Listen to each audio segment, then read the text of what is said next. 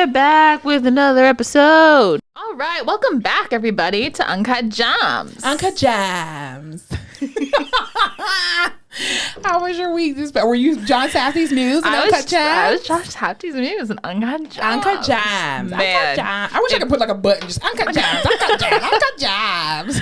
Oh, I would be so pissed if I had any kind of job, model, actress, anything, and it was just boiled down to that video. And that's all people are talking about. Social media is the worst because they're just going to keep replaying it and remixing it. She's like, I dated Kanye West, damn it. And they're like, no, Uncut Gems. Did you ever hear, okay, part of the thing about Kanye West, have you heard that there's this conspiracy that he actually is obsessed with dolls and that's why he gets these women to dress them as dolls and that's why he's so into fashion? Yes, I think he's obsessed with himself and he thinks he is a god, truly. And he can like make things. I think he just like gets off on the fact that he can take these quote unquote nothing girls and like dress them up and put them around important people and paint them to be what he wants them to be. Yeah.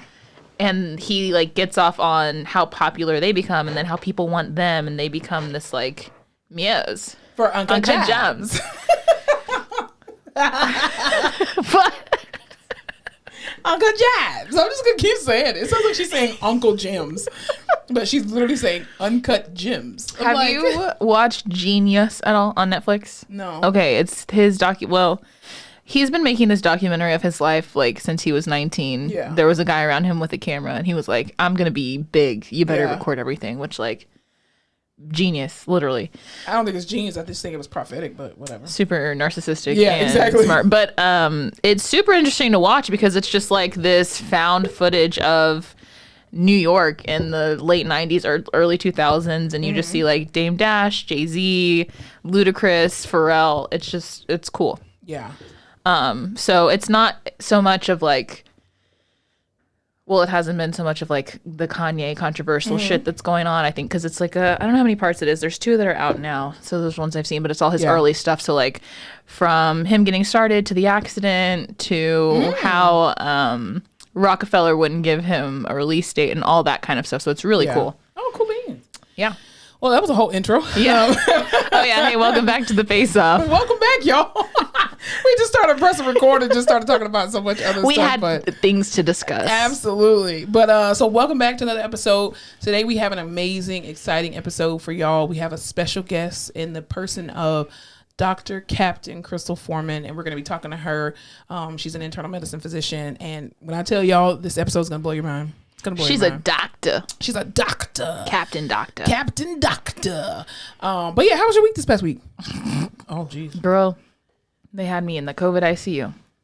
Yeah, that's your home. No, it is not. It's not. Don't claim that over my You're life. Right. I apologize. I take it back. I know we laugh a lot about how bad my back is, but my back is bad, and I hurt it really bad. You need to get an MRI. I know. I do. So I'm now on light duty. Ooh. For 10 days, baby. So what do they have you doing? I cannot bend. I cannot twist, and I cannot lift. I think they meant 10 pounds, but my paper says 0. It says over 0 pounds. That's so I'm taking perfect. Can't even lift a stapler. Perfect. That's perfect. I felt so bad because this guy, the first day we transferred him, it was ugly. And I've done some ugly transfers. Yeah. This was top tier, ugliest. Oh, wow. Like, man, oh man, it almost didn't happen. Oh, wow. And so that day we had told the nurse practitioner, hey, he needs to be hoyered to the chair in the morning. We'll transfer him. We'll work on standing from there, but we cannot transfer him. Okay. Ow. Because it's a 50-50 shot. Yeah. With you never know. You never know. You're like, well, it didn't work from the bed. Maybe it'll work from the chair. He's in the chair. We tried to stand once. Nope. Twice. Nope. Third time, lift the hips, but nope. Fourth time, we try to transfer him. We're side by side, the physical therapist and I. She gets all the way up. So she's like, we got it. You can see in my picture, you know when you feel like your back's about to go, so you have to just immediately stop? Yeah. So I felt it, and I like curved over because I was like, I can't straighten out anymore. My back's about to go. So you can see his hips. Like one hip is up and me is down here. Yeah. And when we put him back down, it just my back locked right in place. Jeez. And I had to like climb up him to get straight again. I was like, I'm sorry, sir. I keep telling you, you need to find another alternative because you're going to mess around it. And you're a new grad. Like, you cannot afford to mess up your back at this point in the game. I know. So that was Wednesday. Thursday, I spent all day going back and forth from employee health and Care Now and whatever. And then Friday started my light duty. Which, let me tell you, light duty is not all it's cracked up to be. Really?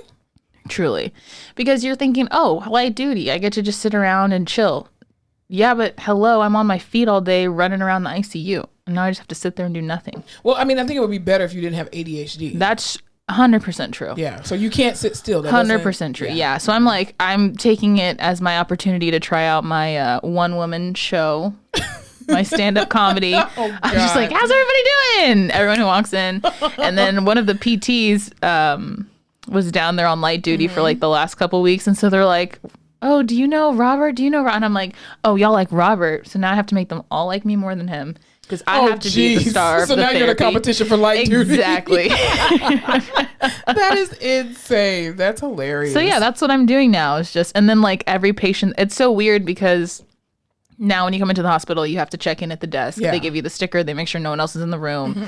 Everyone who checks in, they can see like if someone else is up there. Yeah. There's people who aren't allowed. There's a certain code you have to say, all this weird shit. Yeah. Well, now I get to see all the patients' families on the other side. So like when they come in and give the room number, I'm like, oh, I know your dad. He's a heart transfer. Or like, oh, you're the daughter they always talk about. Or like, it's weird. Yeah, they're just, they're uncut gems. Uncut gems, yeah. How was your week? My week was, it was actually a pretty okay week. I mean, work-wise, who cares? I hate it. Anyway, work does not define you. You are not your job. Yeah, but it sucks when you are forced to go.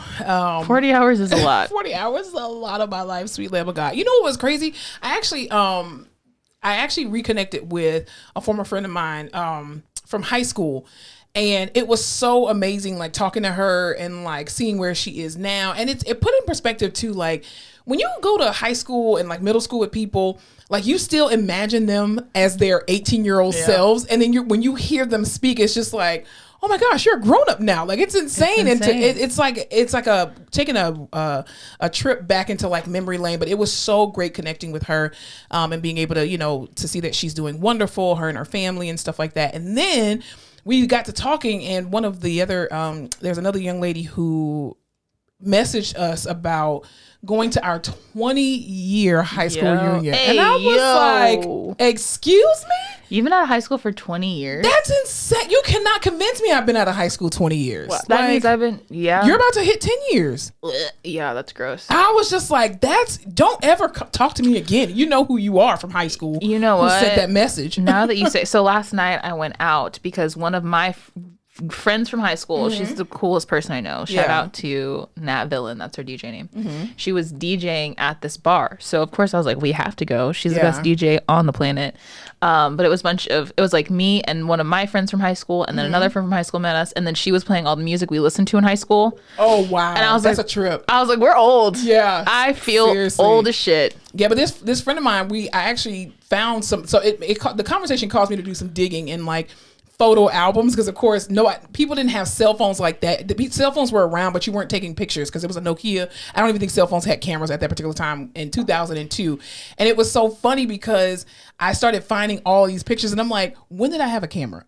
Like, when was I taking pictures? A digital camera. Exactly. And then I texted her the picture, and I was like, yo, do you remember we took this after graduation? And it was just to see our high school selves. It was hilarious. And it just brought everything back to back to the forefront. Like, wow, I really miss my friends, like people who I went to high school with, and we were really cool in high school, and just to see them grow up, it was amazing. But, are you gonna go to your reunion? Probably not, because the thing is, I feel like high school reunions are no longer needed. And the reason why I say that is because of the creation of social media. Like back in the day, I feel like class reunions were because you really didn't have access to your classmates. You didn't know what they were doing. But with the creation of Facebook, it really helps you to see, well, I already know how many kids you got. I already know what businesses you got. So what do I need to be in your face for at a bowling alley or at a restaurant? Like, that's pointless. Nothing, but I don't think I will go. I mean, if they plan anything that's really legit for real, because I think the 10-year one was like a horrible one. I was in PT school at the time, so I didn't go. But I don't know, if they do something for real, then I may go, but probably not. I mean, I'm still friends with the people I went to high school with, and I talk to them on a regular basis. So, and the people that I didn't like in high school, I still don't like you now. So ain't nothing changed. I'm not gonna sit in your face and be like, "Hey, girl, what you doing?" I still don't like you. No, Uncut Jams. But other than that, I mean, it was okay. But yeah, I started back going to the gym, got my booty rubbed on by, my massage therapist yesterday, which he really hurt me though. I think because I had been going so hard in the gym, but dude, the other day I had all these little like finger bruises on me and I was like, what fucking patient is grabbing onto me like that? I think it was from my massage. Oh. I'm getting bruised up. Well, I thought you only had one. Massage? You had one? Yeah. I go once a month. Oh, okay. Well, I lie you. I took a key from you. Cool beans. Well, me that's and good. my guy Khalid. Well, I'm excited for you on that. Well, I do want to give this month we've been giving shout outs to different Black-owned businesses and Black-owned businesses. Anyway, period. Pooh. And so I do want to give a shout out to 3 different businesses that that I know from people that I know. So there's this young lady. I actually want to save this for the podcast because I want to get your natural reaction. So this young lady that I went to college with, her name is Ebony C. Of course it is. Yes, but it's Seay. I'm probably saying it wrong. I think it's C. It's C. S. Ebony S. Ebony S. So she is an OTR. Oh, I'm an OTR. Exactly. And she's a Black OTR at that. So are you. Wow. And she actually was just featured on Kelly Clarkson's show. Shut up. Yes, because she wrote a book that is available on Amazon. And the book is called The Black History ABCs Handwriting 101 for Children. So she literally she used her amazing mind and her degree as an OTR, and she wrote a book to help, children be able to write. And if Why you don't am know, I not better at my job? See what I'm saying? I'm pissed. She found an avenue and she ran right with it. She did. So congratulations to you, Can Ebony. I see this? Yeah, absolutely. Ebony, holler at me, Ebony. Yeah. Oh, that's so cool. Also, I need this many letters after my name. Yes. I want to say she went back to get her OTD. Yeah, she's an OTD. Yeah, she's an OTD. So she has her doctorate in occupational Black therapy. History ABCs, Handwriting 101. Ebony, that's so cool. So I've always wanted to write a children's book. You see, you should. And I purchased this for my nephew because I wanted to support. But she is also a family rattler as well too. So yeah. What noise did you just make? Rattler noises. Interesting. That's so cool. So yeah, if you want to go on Amazon, you can find her book on Amazon for your children or just for yourself, just to support. It is called The Black History ABCs Handwriting 101. And I'll put like a little link in our description for that. Also, too, I want to shout out another former classmate of mine in PT school. Her name is Tiffany Dowdell. She is a physical therapist. She actually has a brick and mortar as well in Columbus, Georgia, and it is called In Motion Sports Performance and Rehabilitation. Like I said, she's located in Columbus, Georgia. So if you have, she specializes in athletics as well as physical therapy as well. But so if you're in the Columbus area, In Motion Sports Performance and Rehabilitation. We are the boys in motion. And you can visit her website at www.inmotionsportsrehab.com. One last business that I do want to shout out is a personal one that is near and dear to me. Do you know what Boys in Motion is? Boys in Motion is from? No. Boys, we are the boys in motion. We give you our devotion. No. Who sings that? That's so Raven. The Boys in Motion. Is that a team? I'm not a team, but what you call it? That what you call it hat?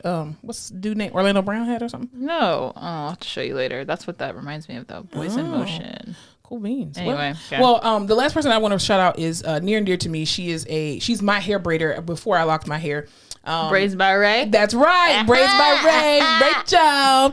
So she has an Instagram. You can go to her Instagram, Braids by Ray, RAI, and I'll put her description in her link in the she can market. But she also is developing some amazing hair products. I actually have the anti-itch oil that she has that I use on a regular basis.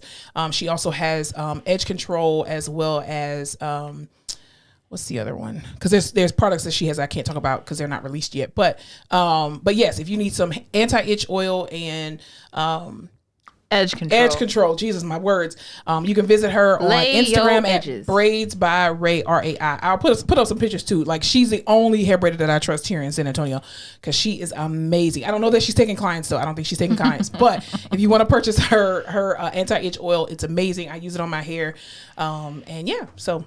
Have you seen those TikToks where the black girl comes on and she's like, someone needs to tell these white girls that the slick back bun they're doing, honey, you gotta switch up the part. Everyone's edges are breaking off. Oh no. It's hilarious. Oh my God, that's horrible. Well, also in on piggybacking off Black History Month, I know we're kind of closing out Black History Month, but every month is Black History Month. God doggone it. Amen. But what just made news among other things, Joe Biden has actually selected his nomination for the Supreme Court Justice in the person of Ketanji Brown Jackson. Woo-hoo! Black women. Woo-hoo! We love to see it. Absolutely. I am, first of all, I don't know anything about her, and I don't care. You know what I know? The color of her skin and the way she identifies genderly. Listen, she has sister locks. You can't go wrong. That's all I'm saying. She just looks like she'll read someone professionally. I just know she'll be a great addition because Clarence Thomas ain't doing nothing. Okay, let's just be clear about that. But first of all, I'm so excited that she is the first Black nominee for the Supreme Court Justice. It is 2022. It is, dude. Isn't That's it insane? Why are we still having firsts of anything? I know. But but every time we come up with an idea for a business or a product, someone's already done it. You know what I mean? Yeah, but tell that to the bread owl, because the bread owl don't care. You know how many breads that there are? We can still do it. Absolutely. We still need to do it.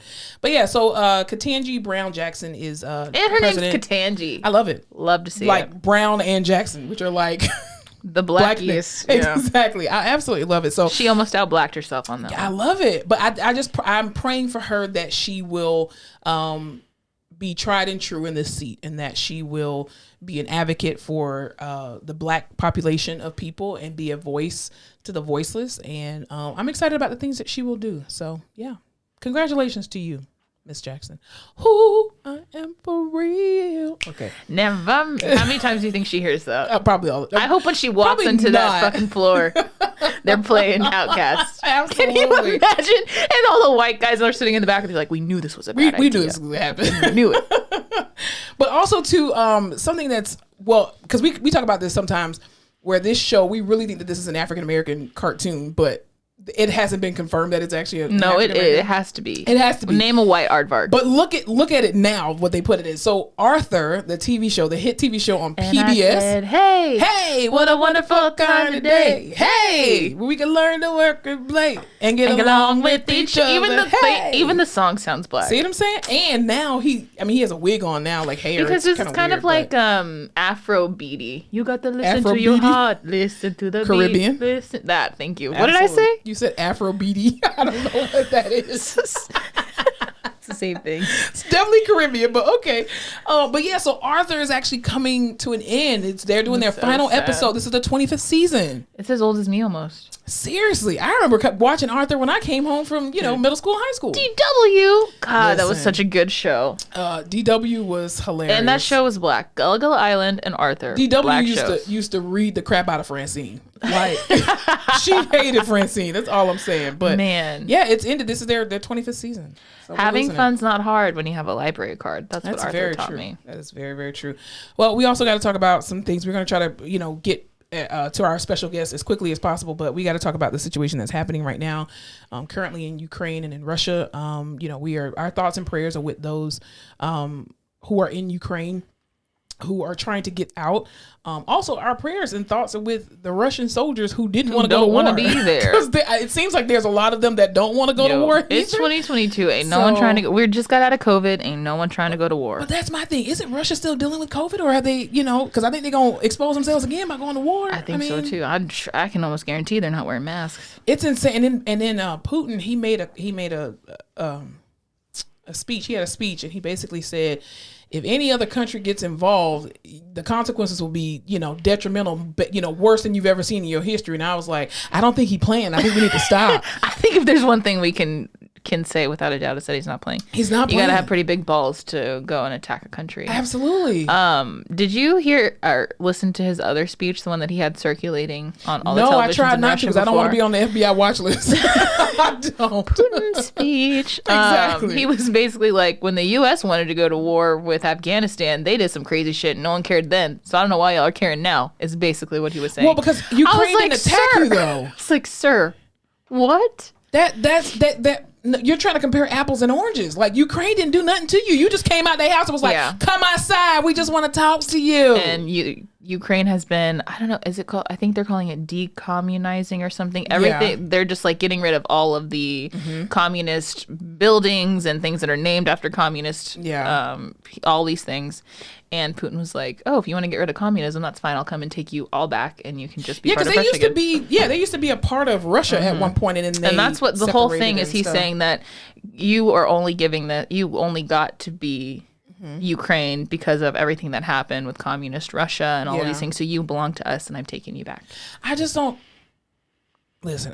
I'm not a political person. I'm just saying the president of Ukraine got some balls because he's been on the front lines, and that's what I think should happen. If you're going to go to war, you need to be on the front lines with your soldiers. Also, if you're going to lead a country, yes. Absolutely. That man is like, hey, Biden, I don't need a ride, because Biden was like, hey, you need some help getting out of the country. Like, if I was you, I'd get the fuck out of there. Yeah, he's like, I can send a plane for you. He's like, no, bruh, send the guns. So I just think Putin, if you're not out there, fighting alongside your soldiers, I don't think they should be there.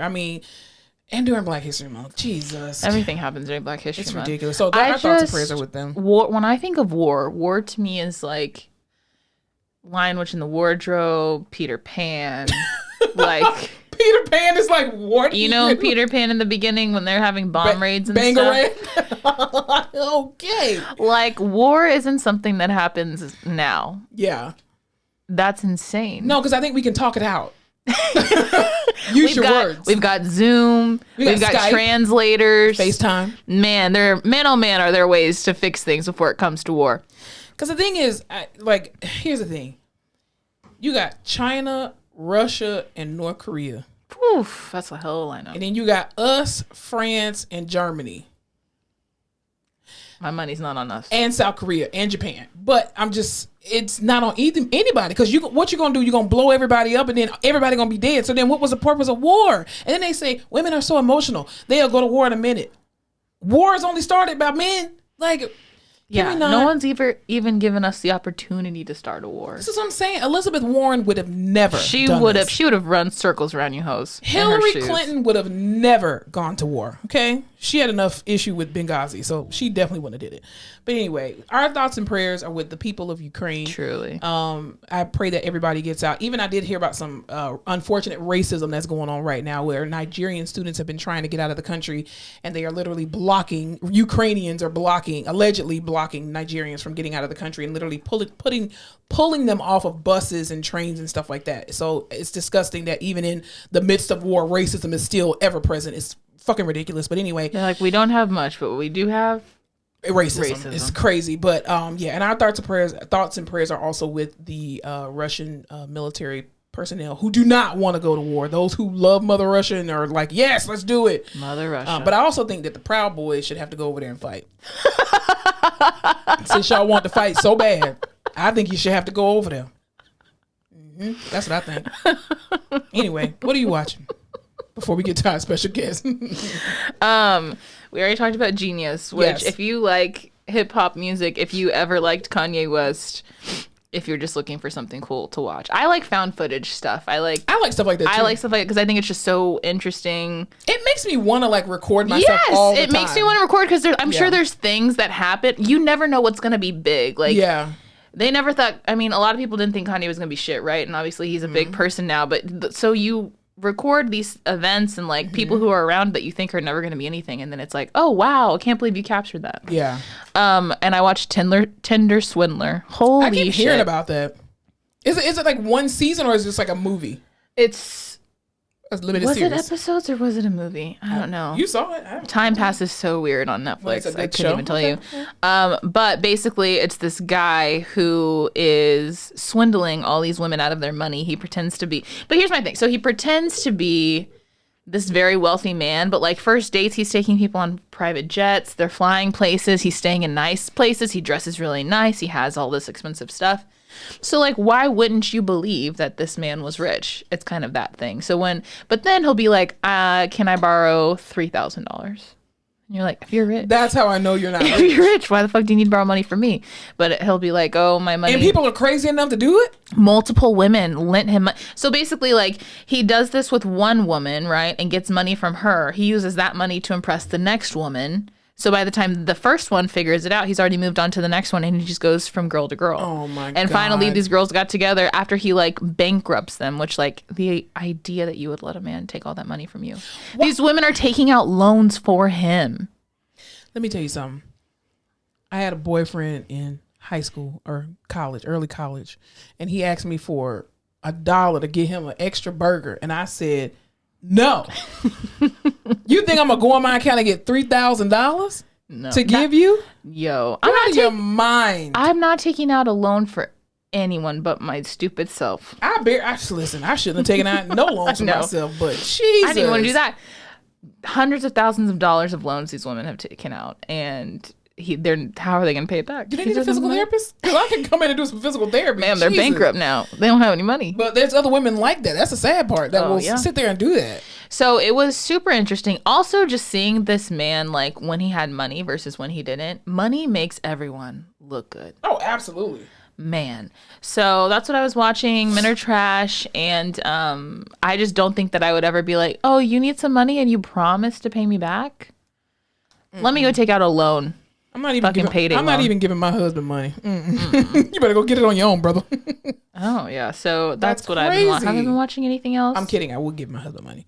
Abbott Elementary, so good. Still watching it. Listen, Quinta is. I pray that because of the success of this show, they kind of give her the creative freedom like how HBO did with Issa Rae, because it's hilarious. I'm laughing out loud. She's bringing back ABC. I'm sorry. The principal on that show, hilarious. She has a comedy special out. Oh, really? On Netflix, yeah. Everything she says, I'm dying laughing. She's crazy because when I first saw this comedy special on Netflix, and I was just like, who is this lady? This is before Abbott Elementary came out. And then when I saw Abbott Elementary, I was like, I went back to watch the special again, because at the first time I kind of just was like, oh, it's just something to watch. But it puts it in perspective, and it is hilarious. Gosh, absolutely so hilarious. Funny. What are you watching? But I've actually watched 2 things on Netflix. Miss Pat, y'all know I'm obsessed with Miss Pat, comedian Miss Pat. She actually has a Netflix special. That was her first hour special on Netflix. It was directed by Robert Townsend, who did 5 Heartbeats. I mean, yeah. Anyway, and Parenthood, I think that's what I love. Parenthood. Yeah, so he was on there, and wait, no, not the Parent Trap. I'm thinking of Blackish. I don't know why that. No, no, Parenthood. I did love Parenthood though. Okay. That was a good one. Yeah, but so yeah, Miss Pat, she has her 1-hour comedy special on Netflix. It's really hilarious. Especially if you've been following her, you kind of know some of the stories, but still the way that she puts it in context, hilarious. And then also, this actually just ccame out Friday. Tyler Perry's Medea's Homecoming, where he literally kind of reinvents at the end Beyonce's Coachella performance and has Medea in these shorts, and it is hilarious, man. But he brings to light the stage play Medea's farewell tour, where like the guy, he's graduating, the grandson is graduating from college, and everybody comes back to celebrate him and all that kind of stuff. So those are the only 2 things I've been watching this past week. I did see that movie Uncharted with Marky Mark. Oh yeah, and Tom Holland. Yeah, was it good? It was cute. I feel like anything with Mark Wahlberg is good. He is just like the best amount of funny and action. I really do enjoy him. And Tom Holland was actually really good too. He is just kicking out movies. Really? Yeah. Well, people had so much time in the pandemic. I mean, that's true. And then I saw Death on the Nile with Gal Gadot and Armie Hammer. And I thought Armie Hammer was canceled. I guess he's not. He was in this movie. What was he canceled for? Cannibalism. Like real cannibalism? Well, do you remember you remember he got in trouble because all those girls came out and they were like, he said he wanted to take a bite out of me. He said he wanted to do all this weird kinky sex shit. No, I don't pay attention to like that. Oh, okay, never mind. Well, him and his wife got divorced and she moved to the Caymans and he kind of got ousted. Interesting. But now he's back and he's in the movie. And he did good. Death on the Nile. And he did a great job. I guess he's no longer canceled then. I guess, awesome. You can eat people. Yeah, I got to meet them where they are. Well, yeah, and then you don't remember, but like, so all these girls released these texts that he had sent them, and it was just like, he was into weird kinky sex shit, but then he would say like, I want to eat you, like take a bite out of you, all of this stuff. But then people went back on Instagram and he's always posting like pictures of meat, like raw meat. And everyone's like, this is weird. I only follow black people. White people. Well, you're missing the drama. Nah, I don't want that kind of drama in my life. Nah. But yeah, that's what I've been doing. Well, interesting. Well, if you want cannibalism, go ahead and watch Mark Wahlberg and what's his name? No. Cannibalism is death on the Nile. Yeah, death on the Nile. Mark Wahlberg would never. He would never. Not at all. All right, y'all. We're gonna get into our special guest today, Dr. Captain. You're gonna love her. You're gonna love her. Quick bio on her: she graduated from the University of Georgia. Go Dogs! With her bachelor's degree in exercise science and athletic training. She also went to University of Chicago, University. Mm-hmm. Chicago Medical School. Totally wrong. Chicago Medical School. Medical School of Chicago. She's going to tell you. She did doctor shit in Chicago. Absolutely. And she also, at the same time she was in med school, she actually was working on her master's and completed her master's in healthcare administration. And she is currently the chief resident at her hospital. Obviously, for privacy reasons, we will not tell you exactly where she works because then y'all going to try to get appointments. Gray Sloan Memorial Hospital. Absolutely, in Seattle. So stay around for our amazing special guest. I'm telling y'all do not want to miss this. It was good. Amazing talk, amazing good wisdom and experience and knowledge. So yeah. So without further ado, Uncut Gems. We definitely have an amazing special guest that's here today with us. This person actually happens to be my cousin, and she is an amazing Black woman as we continue this series on Black excellence, in the person of Dr. Crystal Forman. Actually, wait, what's your actual your rank in the military? I'm a captain. Oh, so is it Captain Doctor or is it Doctor Captain? It's either or. Okay, so Captain Dr. Crystal Forman. She's Captain Doctor today. That's very true. She is a graduate of the University of Georgia. Go Bulldogs, correct? Yes. Just go Dogs. Go Dogs. Oh, not Bulldogs. Dogs. Oh, sorry. Dogs. I went to HBCU, so you know.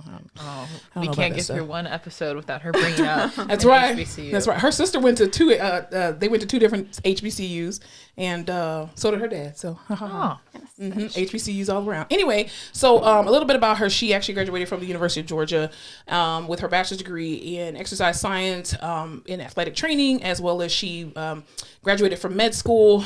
What was the school you went to again? In Chicago Medical School. Chicago Medical School. You've been around. Yes, I have. Lots of travel. Yeah, and actually at the same time she was in medical school, she actually got her master's in healthcare administration. Isn't that insane? Like, talk about somebody who loves school. Everybody always thinks I love school. I don't. But yeah, so and now she's chief resident at the particular hospital that she's at. Obviously, for privacy purposes, we're not going to say where she actually works, but she is there. So y'all welcome Dr. Captain Crystal Forman. Thank you. Welcome.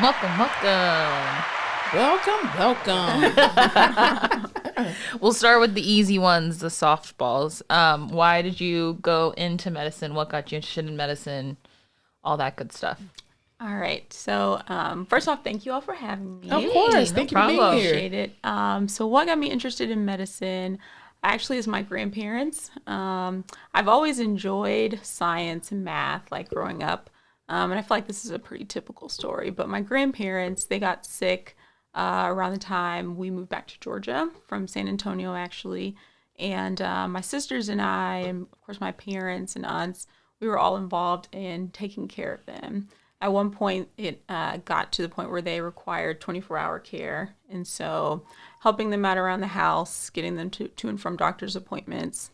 And I just got to see the medical system up close. I was in high school at the time, about to go off to college. And that kind of started my journey. I was initially hesitant because I did not know any Black physicians personally.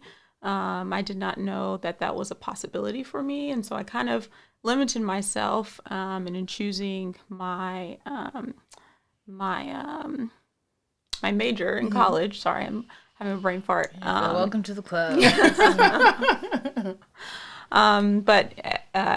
To cut the story short, that's my grandparents are kind of what inspired me to go into medicine and to be a primary care physician specifically. So did you go so were you already in the military and then went to med school, or were you you went the route of going into the military and then going to med school? Did I just ask the same question twice? I think I did. Kind of, yes. Oh, it's going to be a fun hour. Y'all know what I meant to try to ask. Yes, I think I understand the question. So it's a little bit of both. I had no intentions of going into the military. Both my parents were in it, and I wasn't opposed to it. It just wasn't the lifestyle that I saw for myself. But when I found out I had gotten into medical school, I was like, oh my goodness, this school is very expensive. How am I going to pay for this? I'm going to be like paying off loans forever. And I don't know who approached me with the idea. It might have been my mom, but she was like, have you looked into some military scholarships? And I said, no.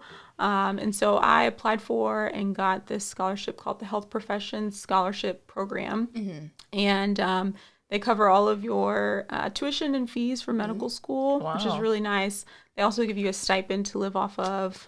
I should have did that. Good things the government does. Yeah, it's really nice. I mean, there is a payback, and I am in the process of doing that now. So serving for a period of time, depending on which scholarship you get. Okay. But so that's how I got into the military, specifically the Army. They have it for Air Force, Army, and Navy, this scholarship. And I chose Army just because my parents were in the Army, and that was what I was most familiar with. Hoorah. So, yeah. Is that? Hoorah. What I said? Oh my God. I'm not in the military. You get canceled every week. It was close. She was close. That's why we're not in the military. Exactly. Definitely. Did you have to do basic training? No, we had to do a version of basic training. It was called, I'm blanking on the name, but during medical school, I came out here to San Antonio actually for about 6 weeks, and it was like we stayed in hotels, and so it was not. See, that's always my thing. People always say like, join the military, you can travel, they'll pay for your school, and I'm like, I'm not a military girl, I can't run, and I don't like when people yell at me, I'll cry, and then everyone says like it's always basic training. I'm like, I cannot do basic training. Yeah. So it's not the basic training you think of when you see like movies or TV shows. There were G.I. Jane. Yeah, it wasn't that. We did at one point. We were staying in like little tents or huts, but it was for like a couple of days, and we did do some of like the more typical Army type things. Like we did like land navigation. We had to do a PT or like physical fitness, that sort of stuff. Wake up early, but for the most part, it wasn't too bad. Gotcha. Maybe we should join the military. I think I'm too old now. No, you can get a waiver. Actually, yeah, you could get a waiver. Really? They could do What's the age cutoff? Is there an age cutoff? That's what I was about to say. I don't know what the age cutoff is. I don't have the knees for the military, 40 though. something, right? I think it is 40. I think you're young enough. You wouldn't even need a waiver. I don't know that We I want get to some be great content. Yeah, but there's a lot of stuff we can't talk about because of the military. So that'll be an issue. But true. I don't know. I don't have the knees for the military or the back. I go in already like, how can I get out? Right. No. But yeah, it's so, I mean, you know, the fact that this is still Black History Month, or kind of coming off of the cusp of Black History Month, and, you know, talking about representation and you are a Black physician. How was your experience as a person of color going to a medical school? So I was really fortunate. I went to medical school in Chicago, and to kind of backtrack, I did not get accepted to medical school the first time I applied.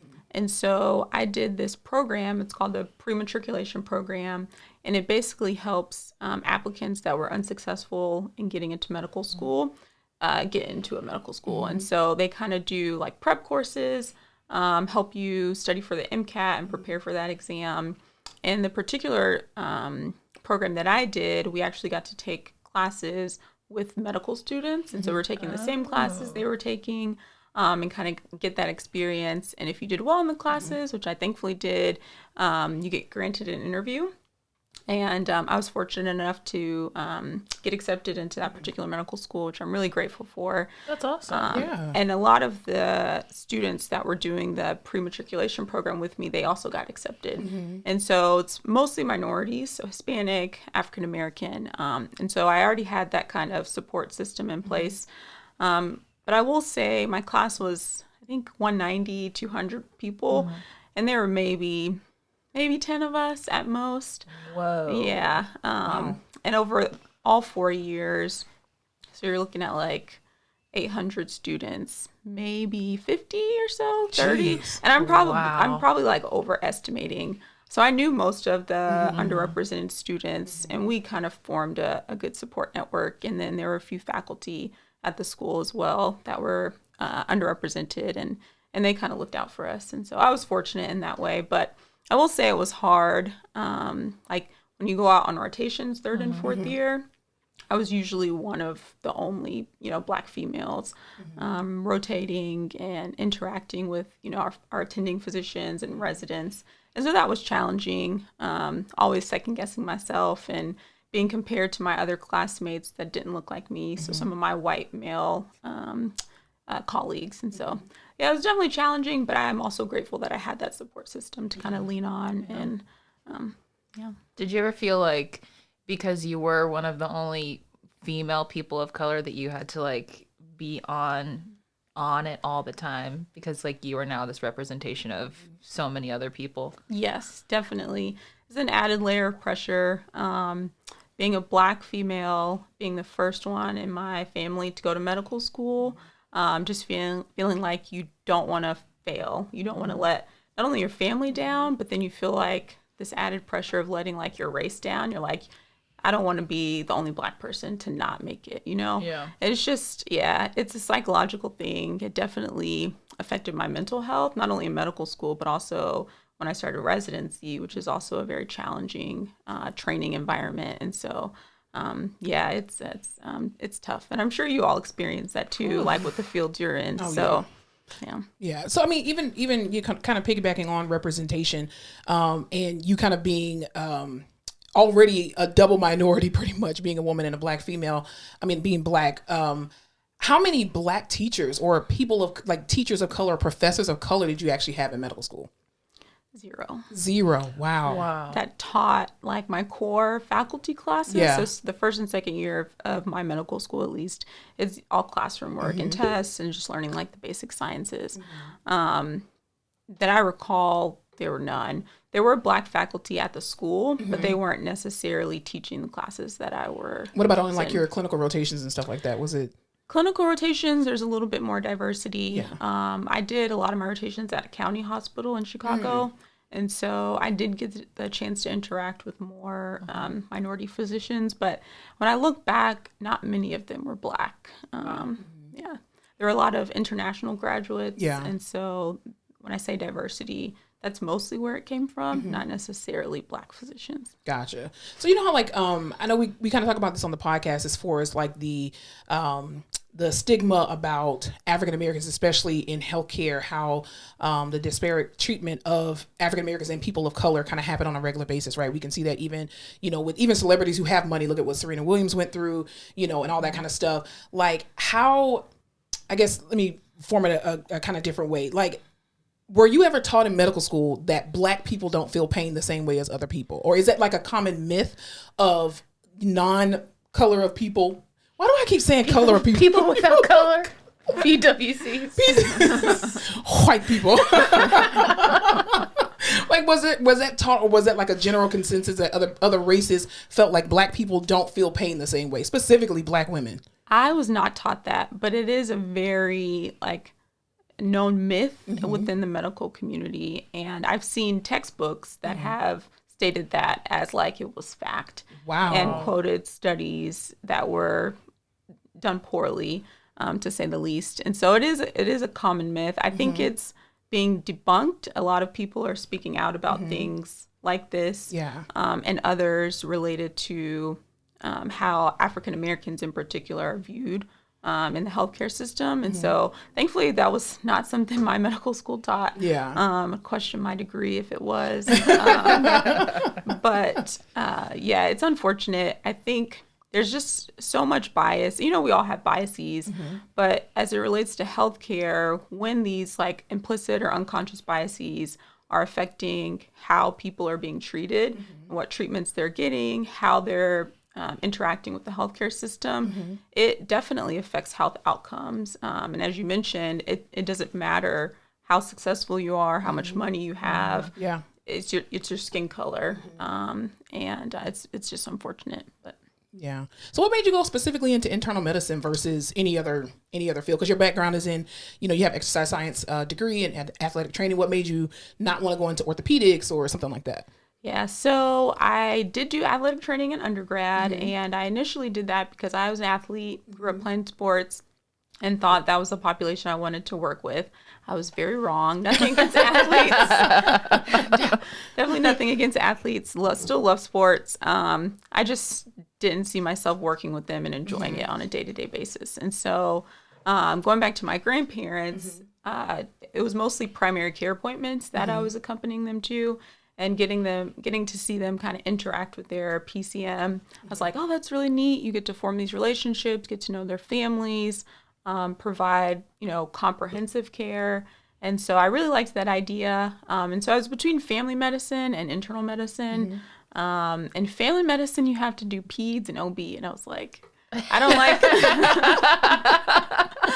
I don't like sick kids. I like kids, but not when they're sick. Right. And I am not trying to deliver anybody's baby. So it was internal medicine. I also like the fact that with internal medicine, you have the opportunity to subspecialize. And I decided not to, but like if I wanted to be a cardiologist or a gastroenterologist, I had that opportunity that you don't have with family medicine. Gotcha. So like, have you ever been, being a chief resident where you work and kind of the experience that you've had, even, being in Chicago and stuff like that, have you personally ever been discriminated against by either patients or colleagues, or, you come in, because I know with Alyssa and I, sometimes when we see patients, they're just like, oh, nurse, you're the tech. And it's just like, no, we're actually the evaluating therapist. But okay, like, have you ever gone through that experience, or, what's your take on that? Definitely. At my hospital now, unfortunately, it happens more often than not. Getting mistaken for the nurse or the like the cleaning lady or someone that's supposed to be like it pisses me off now, but I'm not a doctor. That would really piss me off. Like I will walk in my white coat, crisp, clean, and that's part of the reason I wear my white coat. Honestly, a lot of doctors don't. At least in my hospital, they'll wear like jackets. But part of the reason I wear mine is so that I do get that respect. Not saying that I have like this complex or something where I want people to respect me, but I want people to know that I'm their doctor and that, I've worked hard for this degree. But even if I'm wearing my white coat, people will still say, "Oh, can you order this for me, or can you pass me my tray, or can you go get my food?" Just constant microaggressions I've had, and this thankfully didn't happen to me, but one of my colleagues, another Black female physician, one of her patients told her medical student that he didn't feel comfortable having so many Black people on his care team. Wow. So statements like that have been made. Jeez. One of my friends was called the N-word by a patient in the middle of her doing an evaluation. And so, and then I've had, friends or people I thought were friends, say things like, "I don't want my baby to be too dark," right in front of me. And I'm just, it blows my mind how insensitive people are and their lack of awareness. But definitely it happens. And I've gotten to the point where I almost feel like, I don't want to fight anymore. It's just like every time you address something, it's kind of another burden I feel like I'm putting on myself. And so, but I encourage others to, and she's like, but everyone else, you pick everyone else and you keep going. Like, so I'm just like, do I want to fight this battle right now? It's even more frustrating when you say something and then nothing changes, or they keep doing it. Yes. Oh gosh, that's exhausting. Definitely. Well, I kind of want to segue a little bit into kind of like the pharmaceutical aspect when it comes to race and kind of what you do as a physician, because of course, Alyssa and I, we cannot prescribe medications whatsoever. Yet. Well, I mean, we have PTs had Vision 2020, but where by the year 2020, they wanted us to be able to prescribe medications like low-level medications, and I think that's one of the reasons too why we took the pharmacology class that we had to take in PT school was very extensive. But like big pharma has been this really big monster, right, in society, and I think it's affected more people of color than our counterparts, unfortunately. But then when it starts to affect the counterparts, then it's like, oh well, we got to do something about it, especially with the opioid crisis and stuff like that. So with regard to how you prescribe medicine, or how medicine is prescribed as a whole as physicians, why does it seem like physicians are so quick to prescribe medications versus taking a more holistic approach where we know, food, let your food be your medicine, and different things like that, like herbal supplements and stuff like that. So why is pharmaceuticals always pushed so much? Yeah, and I would say different physicians have different philosophies on that. And it depends on where you work and your practice pattern. But in general, and I can't speak for all physicians, but the holistic approach that you refer to, the immediate thing that came to mind was behavior change. And so taking a more holistic approach requires the patient to buy in and work towards changing whatever behavior it is that has led to them, developing diabetes or hypertension. And that can be challenging. I think within our healthcare system, especially for primary care doctors, it's so challenging with the time constraints that we have to address all of their needs. And so, prescribing a medication to say, hey, take this will help lower your A1C is a lot easier and less time intensive than saying, hey, let's get you to a nutritionist, let's get you to a psychologist so we can figure out, what's really behind your eating patterns. It's also hard for patients to do because that requires a lot of time. Like if they can't barely make it to their doctor's appointments, how can I expect them to also make it to see a nutritionist and see a psychologist or whatever? And so I think there's a lot of factors that go into that. I try to gauge my patient's ability to do certain things. And I think, and I'm still developing my practice pattern, but I think partnering with patients is huge and figuring out where you can meet them. So if they think, the only thing that will help them in this, current state is a medication, like they don't have time to change their diet or can't afford to change their diet, that's what we'll go for. But if they're like, no, I want to, avoid medications, I want to, try and exercise more, whatever it is, I'm saying, okay, let's try that for a few months, see how it goes. And then we can continue to have discussions on how best to treat. Yeah. So is there any, because I know, I'm sorry, my mic was a little weird. I know in PT school, we kind of were taught about medical physicians and how the gold standard is really the way that you practice, right? And that if you go against that gold standard of care, then, certain implications could happen with your license and stuff like that. So how readily available is that in your brain, as far as your thinking is concerned, when you're diagnosing or when you're prescribing something for a patient? How much do you think about the actual gold standard versus what the patient is actually asking themselves? It depends on what I've diagnosed the patient with. So the first thing that came to mind was heart failure. Yeah. If you have a certain type of heart failure, there are medications that have been proven time and again to help you manage your heart failure and to improve your ejection fraction. And so in patients like that, I do lean more towards medications because they're proven to work in conjunction with things like, managing the underlying cause of their heart failure, whatever that may be. For things like diabetes, hypertension, there are gold standards, there are guidelines, but medicine is an art, and there are several different ways that you can approach someone's diabetes. There's general guidelines, and I would say as long as you're within those guidelines, which do include holistic approaches, so diet, exercise, those sorts of things, then you'd be okay as far as legal action being taken against you for not managing someone's condition appropriately. Gotcha. Okay. Have you always been in a hospital setting? Have you always worked in the hospital setting? Yes, but I also do a clinic as well. So internists traditionally have done both. They're more recently, internal medicine physicians specifically have been encouraged to choose one track or the other. So by that I mean either just doing clinic or just being what they call a hospitalist, so just being on the inpatient side. Because of my job and the way it's structured, I do a little bit of both. Okay. Why does it feel like physicians are always in such a rush to get in and out of the room? They tell the patient 3 things. We found this, we're doing this, this is how it should work, and then they're out of there. On the inpatient side? Yeah, on the inpatient side. Yeah, that I think also has to do with the way our system is structured and how many patients they're managing. And I won't just blame it on our healthcare system. Some physicians just they don't want to take the time to sit down with patients, which is something I like to do when I'm on the inpatient side, because I think it goes a long way in showing the patient that, you're not, just here to tell them what to do, but you want to kind of have a conversation, make sure they understand what you're explaining to them, and that they agree with how you want to treat them. But I think it's a combination of both. I think medicine is very fast paced. There's always something going on, something you need to address, especially on the inpatient side. Things change so frequently.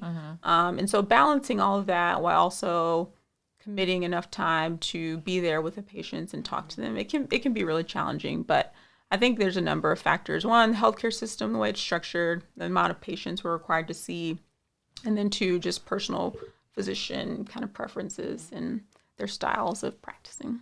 So in kind of like piggybacking off that with regard to kind of helping bridge gaps, because, we deal with a lot of patients who are, 2 generations before us, right? And so being able to, and especially people of color, specifically Black people, there's been this huge strain because of history, right? We know with enslaved days and how they practice on, African Americans without any anesthesia and also too without their consent. We can even go as early as Henrietta Lacks, right? By using her cells without permission. And how do you as a physician help to kind of bridge the gap intergenerationally with getting our grandparents and our parents to be able to go to the physicians, to trust them, and building back the trust of physicians and the community? So to be honest, I have not found an effective strategy. Well, thank you for your honesty. It is very challenging, but I have encountered that with my older Black patients. I remember this very vividly. A patient was like, "No, I don't want to take this medication because of Tuskegee." Like he said that. It's like a it's edge in people's buzzword. brain. Yes, it is a buzzword. But you're right. It goes way beyond Tuskegee, Henrietta Lacks. Like we've been experimented on for centuries, right? And had to face so many terrible things from the medical system in the name of science. But so I think for the outpatient, I'll say the little success that I have had with a few of my patients, I think it's about meeting them where they are, getting to know them. So I am able to have, in some cases, longer conversations with my patients in the outpatient setting. So my primary care patients, I take that relationship very seriously. I try to not only get to know them, but their family life, what's going on at home, try to gain an understanding of where they're coming from. Why do you not want to take this medication? Why don't you want to get the vaccine? And just trying to meet them where they are. And I will say, I've never been successful in, just one setting. I usually have to have repeated conversations over and over again. And just to kind of break down those barriers and walls that they've built up. And like I said, I've not been very successful. I have had a few patients. You're working against a lot of history. Yeah, definitely. But also I've had patients, and this really warms my heart, where at the end of the encounter, both inpatient and outpatient, they'll say, I'm so proud of you. And they don't even have to say anything else. Like, these older Black ladies, I know what they mean when they say that. It's like they're proud of me because they've never had a doctor that looks like me. And one of my PCM patients, she literally had never had a Black female physician. She's 94 years old. Wow. Yeah. That's amazing. I'll tell you, when we see Black female physicians and nurse practitioners in the hospital, we're both like, yes, girl empowerment.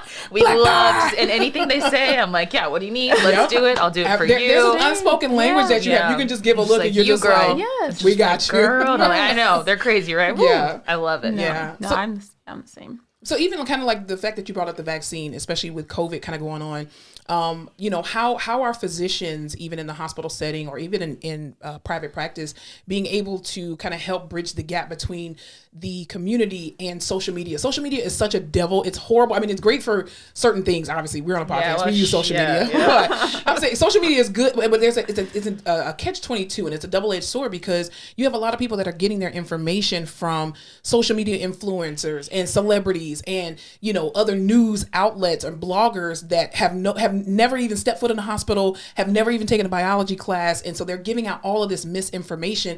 And then on top of that, the CDC is kind of, unfortunately, kind of double downing on some of the things that they've been saying or changing different things, and so the amount of change is happening at such a rapid pace. So how are you as a physician handling trying to bridge that gap of education with the community when it comes to COVID-19 and the vaccine specifically?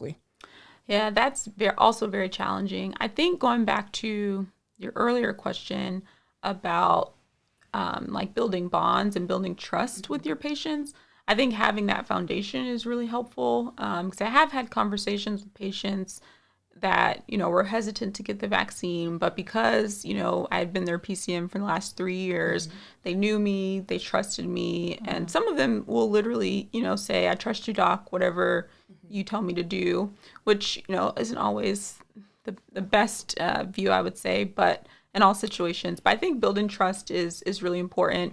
And thankfully, a lot of my patients are older, so they're 70, 80, so they're not on social media. Yeah, very true. But they do watch the news. Yeah. They do, listen to what's being put out by the CDC. And again, I don't have a super effective strategy for this either, but I think building trust and getting to know your patients, and I think they'll listen to you if they've, been with you for some time and trust that you've got their best interest at heart. Yeah. So in situations like where you have either witnessed or heard about, kind of horrible treatment of, or discriminatory treatment of a Black patient or a person of color, what does your advocacy look like as a physician? Like when you see things happening in real time or have heard about it, do you go back and change stuff, or like, what does your advocacy look like as a person of color dealing with people of color as well? So it varies. Real time, like addressing things real time, is one approach. Education. So I'm a part of this group at my hospital that is working to educate and raise awareness about things like implicit bias, microaggressions. Oh, that's cool. Yeah, under kind of the DEI umbrella. And so that's one route. And I think that goes a long way because people don't know what they don't know. Like a lot of people don't even recognize that they have these biases, right. Or that what they're saying is offensive in any way. Yeah. And so, flat out saying, what you said, Bob, is offensive. Like, you can't say that.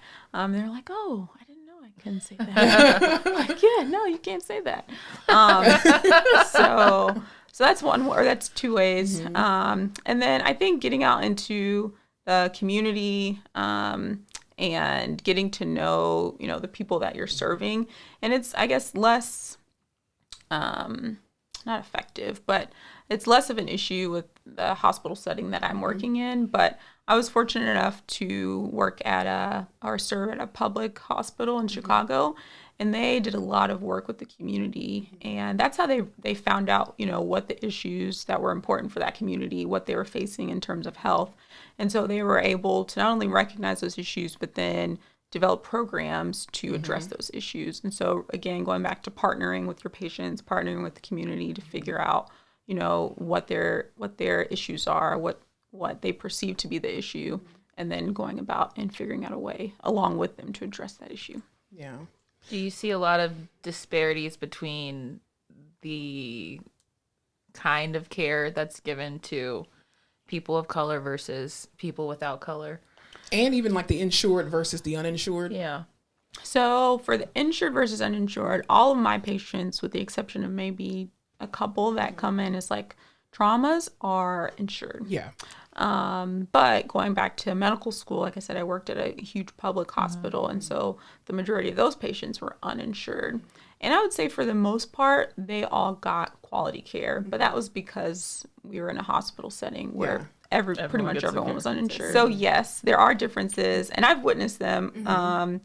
And most recent being, there was a Black female that came into our hospital, and she is what some people would refer to as a frequent flyer. I don't like that terminology, but it just means she's we have those on the therapy side. It is a very negative connotation, which I don't like. Yes. We have them.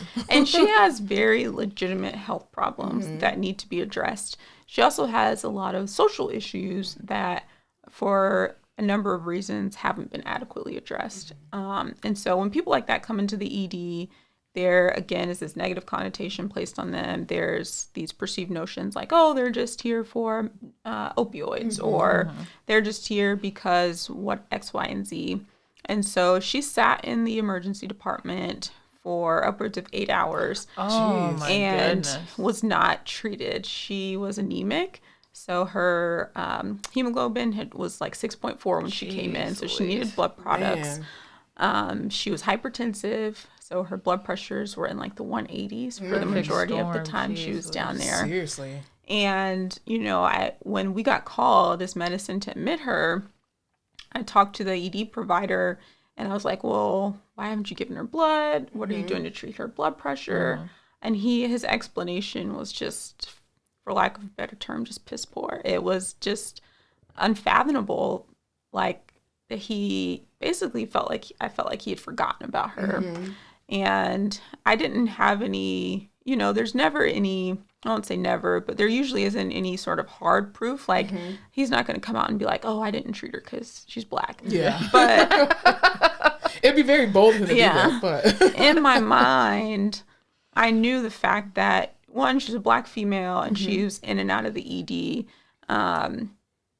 just set her up for a poor outcome. And thankfully, we got her upstairs and she was eventually discharged in a few days. But still, it's just that case still sits with me.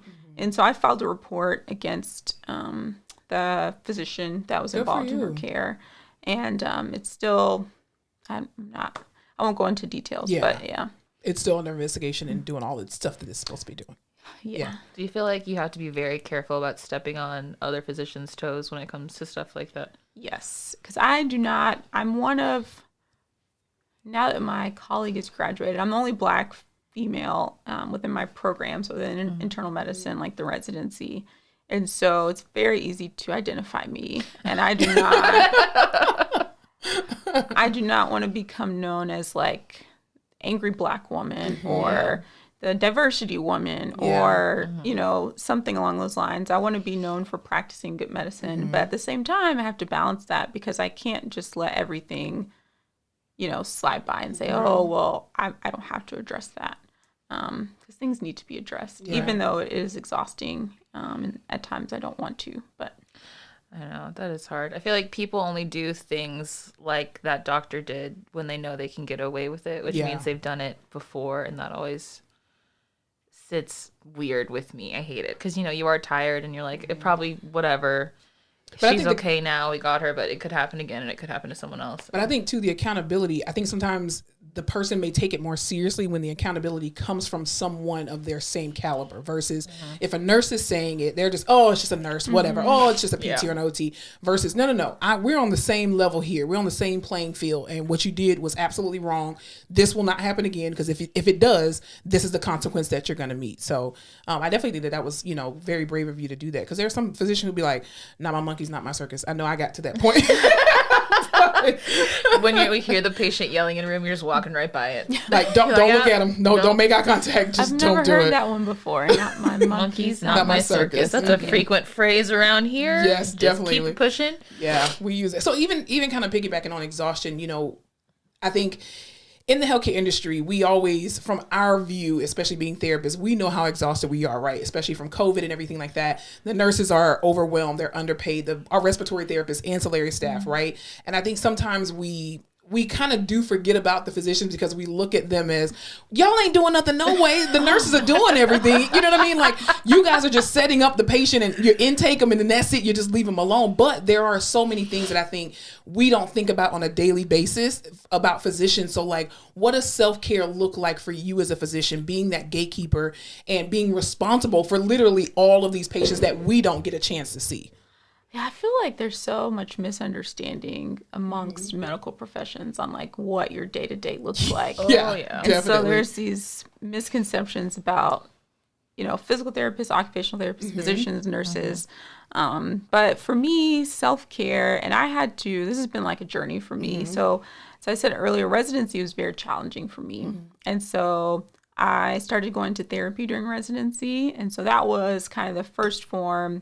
Well, I won't say first, but first real form and first real step I took in terms of choosing me and making sure that I was being my own advocate. Yeah. And so that was really helpful. And then from there, just making sure that I set aside time every week and even every day if I can to do something that I enjoy, that brings me joy, that brings me happiness.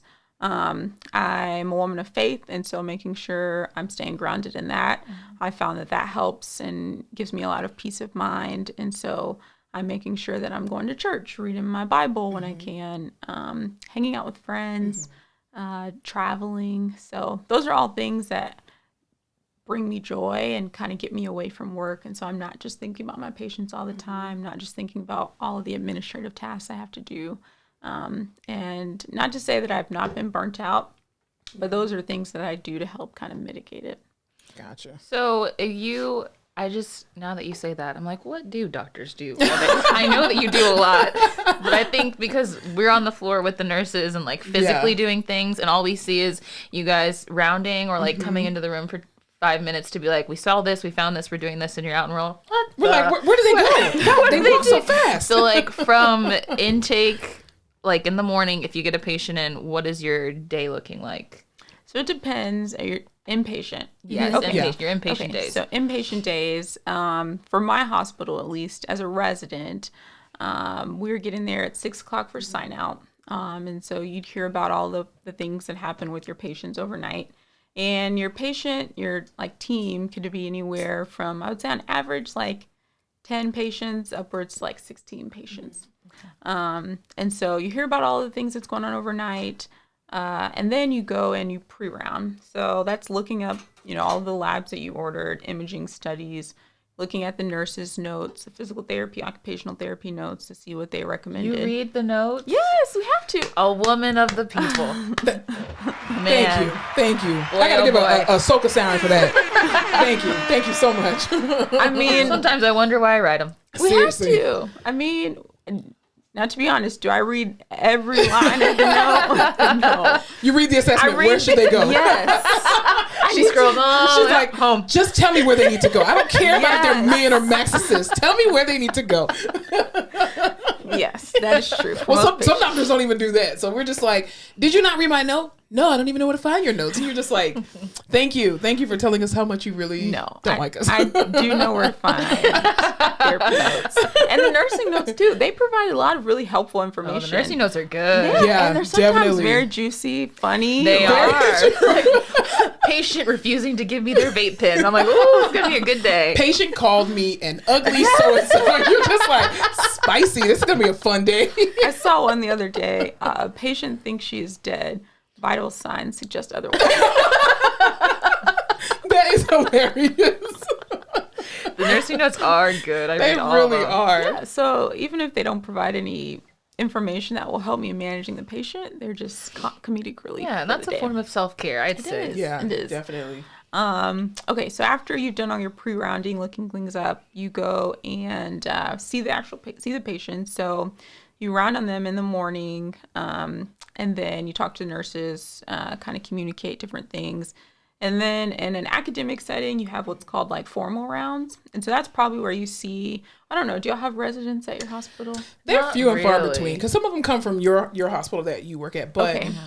they're few and far between. But they do have their separate little rounds away from general grand rounds. Okay. With the physician, and they go, room by room in the ICUs. Yes. But on the regular floors, I'm not really sure how they really do it, honestly, Okay. because we're mostly in the ICU. Yeah, ICU rounding is definitely different than just general floor rounding, but same general concept is where you get together with your attending and the other people on your team. So usually a resident and 2 interns, maybe some medical students, and you present to the attending, which can be very nerve-wracking for a resident. And then you discuss what you think the treatment plan should be. And your attending will be like, yeah, I agree with that. Or no, that's terrible. We're going to do this. Hopefully in like less harsh words. But, and then depending on how your attending likes to round, you'll go in and see the patient. So that's usually where you all will see. What you all see is like you're running in, running out. And then after you've seen all the patients, you go and write notes, put in orders.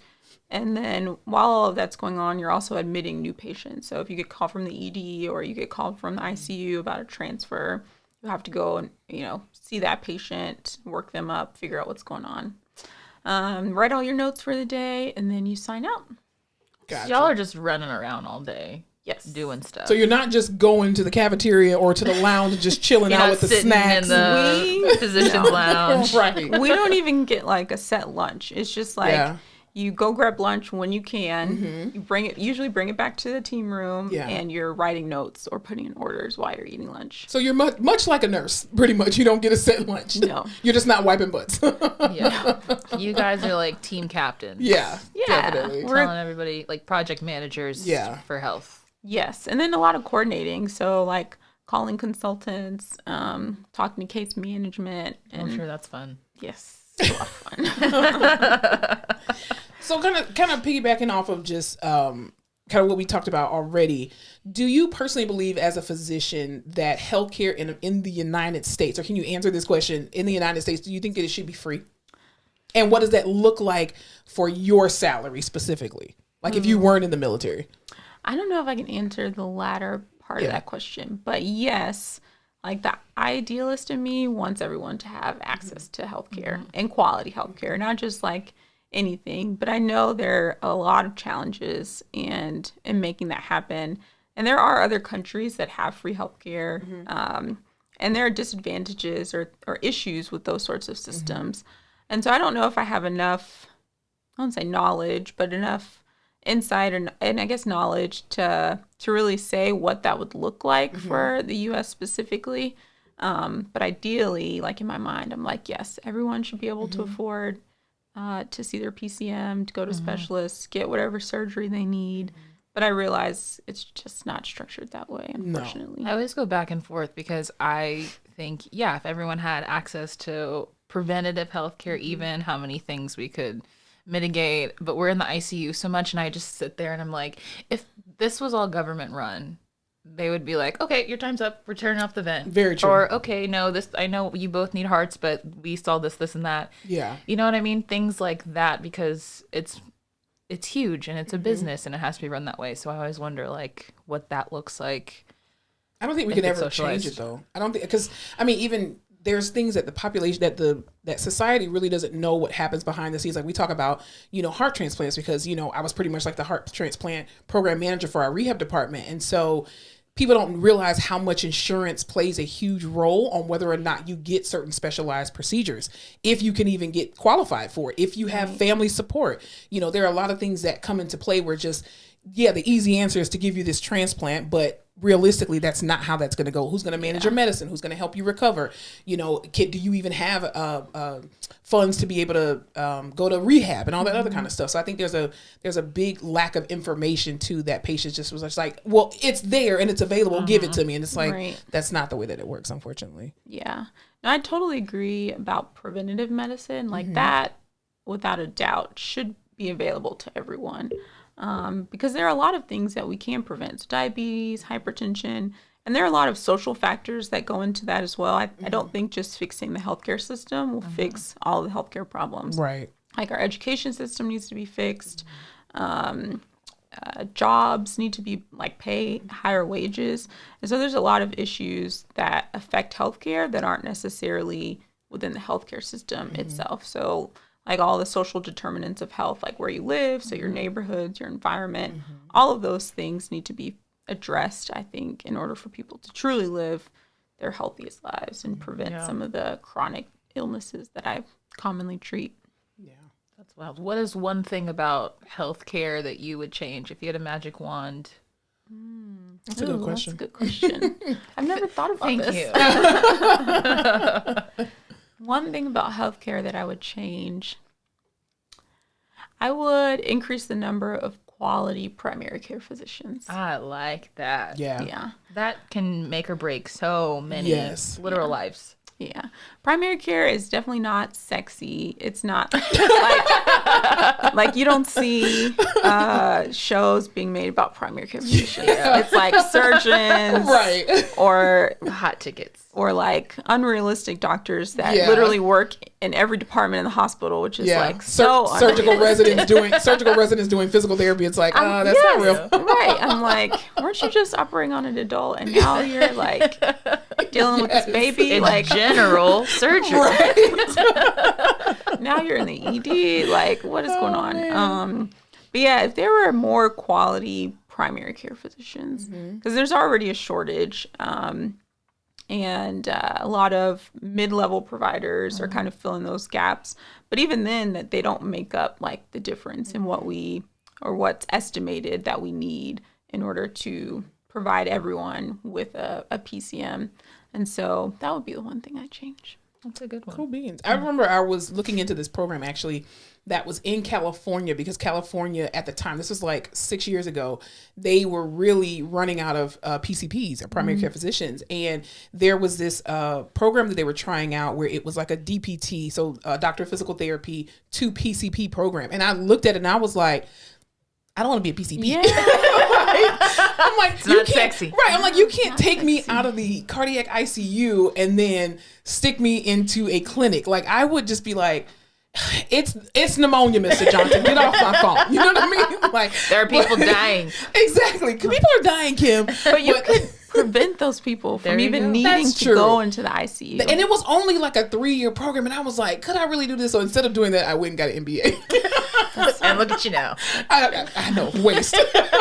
Good God, I'm not good at picking degrees, unfortunately. But yeah, I mean, I could definitely see that though. But one of the biggest questions that I have for you is, especially with talking about people of color and physicians of color and having representation, how do people find people of color such as yourself who, have this good quality? Like, are there any resources that people can do as opposed to like a Google search? Because we asked Dr. Dandridge the same thing. Blackdoctors.com.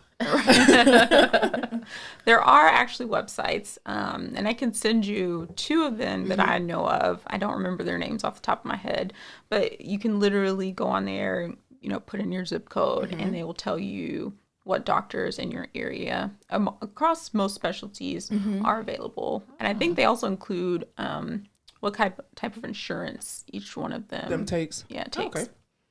And then other ways like word of mouth, so asking around.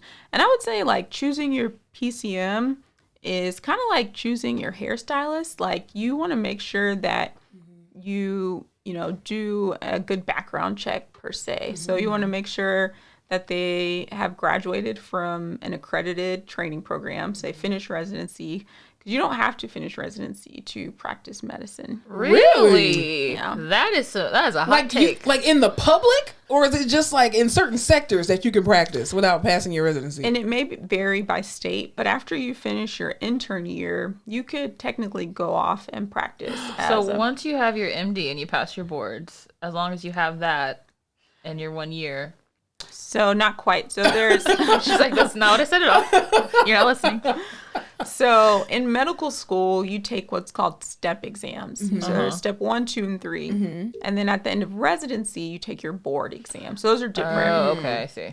So after you take step 3, which is usually done at some point during your intern year or your internship, and you finish your internship successfully, you can go off and you can practice somewhere. That's wild. Mostly as a PCM, Yeah. like primary care.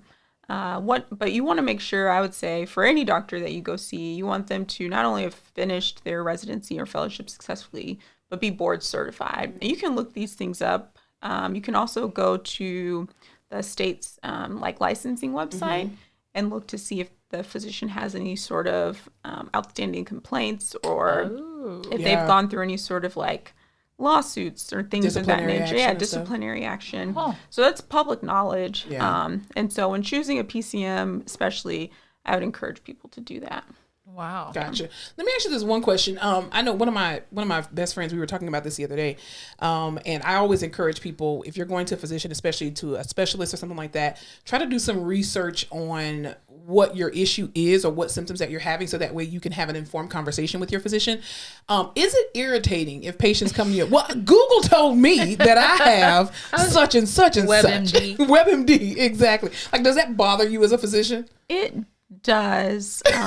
She's like, I went to school for this. Yes, it does in some cases. Mostly when the stuff they're bringing back is just so off base. Yeah, and the patient is just like so bought into what they read. Those cases can be very challenging and flat out just like annoying. I'm like, okay, well, I'm not going to get anywhere with you.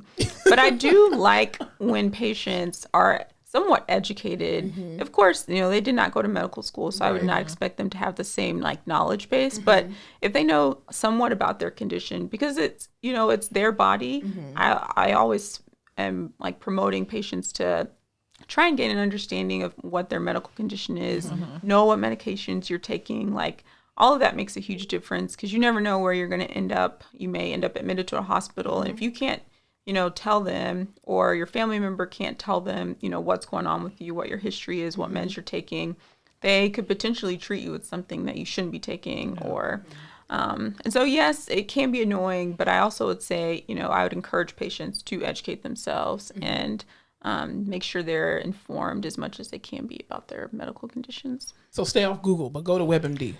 I don't know. Maybe not I feel WebMD. like WebMD is the one that's Yeah. like either you have a cold or cancer. Yes. Very true. Yes. Yeah, you'll turn into a hypochondriac very quickly. Yeah. What? I do have a headache. Oh, my skin is this. Oh my God, I'm dying. And they're like, you just have diarrhea. That's it. But there's That's like the a only problem. range of patients. So like on one end, you have the patients that have a ton of questions. And then on the other end, there's like patients that are just like, whatever you say, doc, I'm going to do it. And I don't think that's the best either because they're just so open and willing to do whatever anyone in the healthcare system tells them to do, which can be dangerous. Yeah. Autonomy. Advocate for yourself. Yes, definitely. Because I know even too when I've had patients who, especially Black older patients, and I'm standing there because the physician's probably interrupted my treatment session, but whatever. So you're sitting there, and the doctor's trying to explain this, medically complex situation, and they're just like, and doctor's like, do you understand? And they're just like, yeah, I got it. As soon as the doctor Soon as they leaves. leave, what did they say? And I'm just like, they were right there. I saw the look of confusion on your face. Why didn't you just say anything? They're just like, well, I mean, I know they got stuff to do. You're a patient. Yeah. Like, I don't care what this stuff they got to do. Keep them in these rooms. The best Like, is when the family calls later and they're like, can you tell them what the doctor said? I was like, I'm gonna get fired. exactly. It's just like, I am not your MD, but Right. this is what they were It talking sounded about. a lot like he said, You got diarrhea. it's gonna be fine, I can discharge tomorrow. Exactly. I know it kind of varies on where you practice and what's, what the, what's the word? See, Count words it are out. hard. 5, 6, 7, 8 population looks like. Thank you. But are there a lot of Black female doctors? Do you have access to them? Is there like a Facebook page? That's a great question. So there is a Facebook group for young Black doctors. It's called YBAD, the Young Black American Doctors. Nice. And, Very Michael Jackson. Yes. I like it. It is. So now, silly. they've been actually, and many of them don't know, there's like 17,000 of us in there. Wow. And, Really? but this is across The United States? Okay. So then really not that many. Right. It's not Yeah. many. No. 2 per state. I'm kidding. Yeah. So that they've been like a huge support because you can just get on there. Even though I don't really like going on Facebook, they post encouraging things. So like residents that have gone through like disciplinary actions and have now successfully finished their residency or faced that's whatever nice. setbacks. And then they post funny things like stuff that they see in patients. They also post things about, some of the topics we discussed earlier. So like facing microaggressions and how they've dealt with that. Yeah.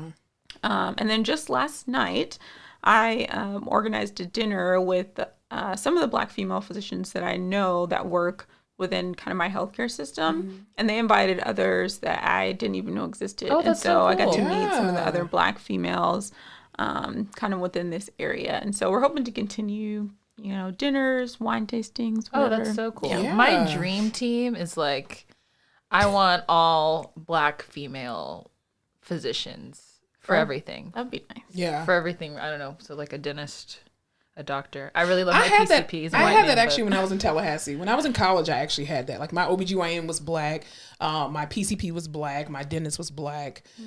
So I mean, but there's an HBCU that's right there. So I think some of them went to FAMU and but yeah, it's good to have It's them like there. the girls who get it, And the girls who don't. I Exactly. definitely want my OB to be Oh Black. yeah, Yeah. I absolutely. don't go to the OB that often now, but when I hopefully get pregnant and have family, Yeah, like that's one of the things I'm going to be looking for. Yeah. You're not Black? It's not going to work out. pretty much. Yeah, because I need you to understand what I'm saying and What even I'm telling being heard. Like Yeah. the fact that patients have to fight for themselves, and it's like they're already in this vulnerable state. A lot of people don't have the same level of education as we have, and so they don't even know what to fight for in situations like that. And it's just like Serena Williams, I'm like, this girl is a multi-millionaire. If they don't and listen to her. Seriously, like what? I mean, you almost have to tell physicians, well, are you refusing to give me a CT scan? Well, then I need you to document that in my file. And they're just, Yeah. fine, I'll give it to And you. no one the radiation who and blah, knows blah, blah. to do that or say that though. Exactly, Right, but yeah. because we work in healthcare, so we know certain key terms. But for the people who are voiceless, it's dangerous out here. It really There is. have been stories published. One, like a family friend, his wife actually died during or shortly after delivering their child. And she was Wow. a pediatric resident. So in the healthcare Jeez. system, she was like 29, 30, Man. around that age. Yeah. Jeez. Very That's sad. horrible. And then this one I didn't know personally. I just saw the story. But another Black female physician. Her husband was a lawyer, so they were like very educated. And she died either during or shortly after giving birth. Wow. There's just something about having a doctor that looks like you. Yeah. Or anyone, like a boss. I mean, as long as they're good and not awful. Right. Because there are awful, just because you're a female person of color doesn't mean that you're automatically good. Yeah. That's true. That's true. Yeah, but representation definitely matters in med school. It matters in who's teaching as well too, because I think that's also too what helps. Like for me, because I went to a Black college, I didn't feel racism at my Black college because all the professors looked like me, except for some of the ones in the higher sciences, but whatever. But they were still people of color that just weren't Black. But I mean, the representation, especially who teaches medicine, and they teach it from a standpoint where they are more relatable to the people that they're going to be eventually serving. Like even there's this one guy on TikTok, I don't know if you guys have seen it. He's a Black resident or intern, and I think maybe in med school. Either way, he talks about the disparities and the differences between Black people and our white counterparts, and even how different diseases present differently in the body. Dr. Darian? I think that's his name. The Black guy? Yeah, he's always showing Attractive man? Huh? Attractive man. I mean, he wears glasses. What? Anyway, I know. Yeah. He is good. He's a good TikToker. Yeah. He's been like in people's syllabuses or syllabi, whatever. And but yeah, he talks about the differences between how things appear in people of color versus our other counterparts. But I think that representation is very important. So one of the last questions that I want to ask, I'm not sure about Alyssa, but if you can go back to your 18-year-old self, what would you tell yourself? You're gonna take my last question. Oh, sorry. Maybe I should ask the different one. It's fine. Okay. Before I answer that, can I add something to your last point? So thinking back in medical school, all of like the images that we would see were white people. So even like skin disorders, rashes, and things of that nature, we all learned it all on white skin and how that would present. And recently, and I don't think it's the same person, but this Black male resident, I believe he put out a book or like a PDF that showed common skin disorders and how they would present in people of color. Yeah, that's so people with darker skin textures. And does he wear glasses, dark skin? I don't remember. Okay. I was gonna say I think it might be the same guy.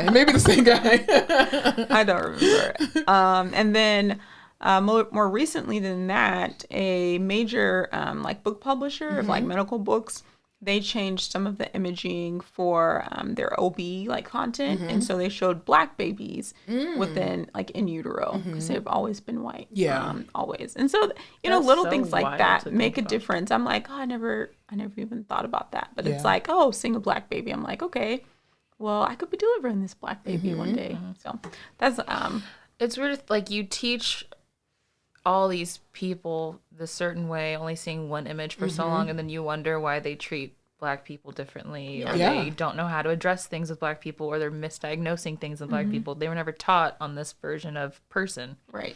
And that's why we have to change the health community. You go. This is why too, even in healthcare when I was at the bedside, all the Black patients, I'm just gonna say it. Every Black patient that I saw, that's my patient. Yeah. I'm just going to scoop you up. I just am. And if I just so happen to miss you, I'm gonna come back. You getting PT? Why you didn't see this patient? Because we get lost in the system so much because again, the representation, sometimes they don't even look at us as humans because we're not represented in textbooks. And so if we're not represented in textbooks, who really cares about us? It's just one more person. Right. Like no, it's insane. I cannot tell you how many times I got the call. She's like, hey, can you pick up an eval? I'm like, no, absolutely not. I'm not doing it. I'm going to lunch. She's like, they're Black. I'm like, damn it. All right, we'll remember the end. We'll do it real quick. Hi, we're from PTOT. Anything you need. Absolutely. Just let me know. You need extra graham crackers? Right. You good? Okay, cool. And I don't know if I should say this, but I go the extra mile for my Black female patients in particular. Even like they don't, just telling them things like, hey, you can write down what they're saying. You can ask them questions about it. Do you want someone here? Do you want to have them on the phone? Absolutely.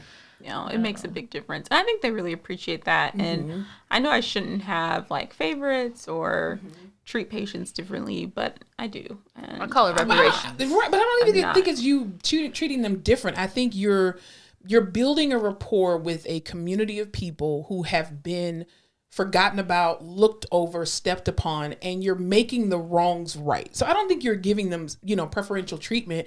It's just making sure that you take that extra step that a lot of people don't do because, again, they're not seen. And so you're just making sure that they understand exactly what's going on and really, honestly, giving them equal treatment. Just sensitive to the context Absolutely. of colored people in the hospital. I do give especially extra graham Black crackers, women. I I don't do that. See, I do. That's against my practice act. I cannot do that. Graham crackers is not in PT physical therapy practice. Like, I give them. You want extra? Okay, cool beans. Yeah, I give extra time. I won't, treat them differently from like a medical standpoint. Right. But extra time, extra attention even. I've given some patients like my personal phone number if they need to call about anything. So just little things like that. Yeah. And even when there's a language barrier too, like I think language barriers are just as important as, the disparate treatment between people of color as well, because a lot of times you just think, well, if I talk slower and louder, hey, Mr. So-and-so, they still can understand what you're saying. There's a true language barrier. They're not deaf. Right. So you may have to spend a little bit more time with them as well too. But what would you tell your 18-year-old self? The first thing that came to mind, so I'll go with that rather than thinking any longer, is you can do it. At 18, I had no idea that I would be a physician. I didn't, that was not on my radar. It was not something that I even thought of was remotely possible. And I would just, tell myself, try to give myself a little pep talk and just flat out say, you can do it. And not only, get into medical school, but other things that I would later on go to do. And maybe that would give me the encouragement to try some things that I didn't do because of fear or intimidation or, anything along those lines. Gotcha. What would you tell to a young Black woman right now who was thinking about becoming a doctor, but was maybe like, I don't know any Black doctors. It's probably really hard. Yeah, I would say, well, now you know me. So what do you need help with? Because if this is something you're passionate about, or even just a little bit interested in, know that you can do it. There are people here that want to support you. And there are a lot of mentoring groups for Black female physicians specifically. That will get you into the circles that you need to get into to get, the volunteer experience you need, tell you about scholarships, get you connected with people that can write you letters of recommendation. And so I'm always very quick to do those sorts of things and help out whenever I can. When I find, especially a younger Black girl that's interested in medicine, even if it's just remotely interested, I'm like, no, you're going into medicine. We could get her. Yeah, we need more primary care physicians. We need exactly. More, yeah. And then she's like, oh, I want to be a surgeon. I'm no. I'm taking it all back. Honestly, if they had a year program from PT, DPT to PCP, I would probably do it. That'll be probably the last tell me what program. I need to know. But you would want to be, you'd be okay being a primary care doctor? I would. Okay. I would. She says that now. She says that now. Come on. I mean, if they said, hey, do it for a year, we'll pay off your student loans, heck yeah. Oh, absolutely. I would do it, yeah. Absolutely, I would. But even if they didn't, I would still do it. I think I would.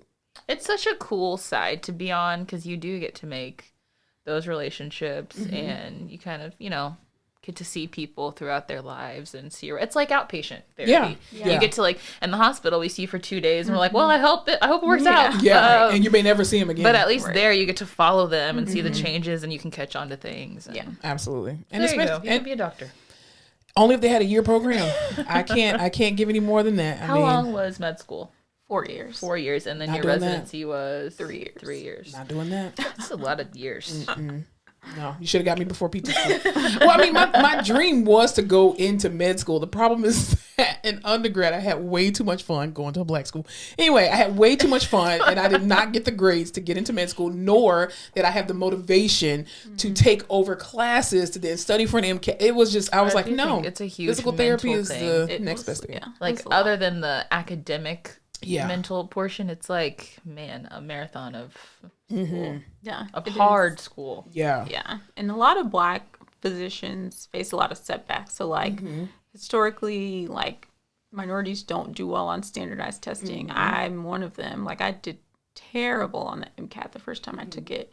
And I didn't do that great the second time I took it either, but that's one of the big hurdles or issues with the GPA. So not getting the GPA, but a lot of those things, even the STEP exams and the board exams, yes, you need those things to get through and graduate. But a lot of those exams and what you get don't correlate to how good you are clinically. Exactly. You just have to pass. You just have to It's like pass anything else. It's like you could be an excellent physician, great at the bedside, know what you're doing, but for whatever reason, when you go to sit down and take a test, you may know the information, but you may have like test anxiety or a number of different things that can affect your ability to perform well. Yeah. Yeah. Well, I don't ask any of my doctors what Exactly. their GPA was. No one. No. Yeah. No, I don't care. Half the time, I don't even care what school you went to. Did you graduate? Are you licensed? Are you licensed? How many people have you killed? That's it. Not even that. I'm in pain. Can you take it away? That's all I need. Exactly. Are you going to give me a prescription today, or do I have to do something else? Well, we definitely want to thank you for coming on to our show and sharing your wisdom, your knowledge, and your Yes, experience. We thank definitely you. do appreciate it. So again, this is Dr.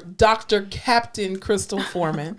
And so we thank you for your time and for your knowledge. Thank you for having me. Absolutely. This was fun. This was a lot of fun. So you should come back and be our resident Yeah. physician. So when we need to have Our questions, doctor captain. exactly, we can put you in the rehab corner, and if people want to have questions, You yay. get your own segment. We could talk about that. Yeah, definitely. All right. There you go. We'll tell them to give us a copay and Cash App and PayPal. When they write in, they have to send $5. Exactly. All right. Well, thank you again. And y'all, it's been another episode of the Face Off with Fleming and Fowler. We thank you for tuning in for another week. Y'all stay prayed up. Drink your water. All that good Do stuff. your skincare and all that good stuff. Y'all, it's going to be an amazing week because we believe it's going to be an amazing week. Because we're going to be doctors soon. I mean, I already have a doctorate, but yeah. Oh my God. But y'all remember to spread love. Spread light. And don't forget to laugh your face off. Yay! Awesome job.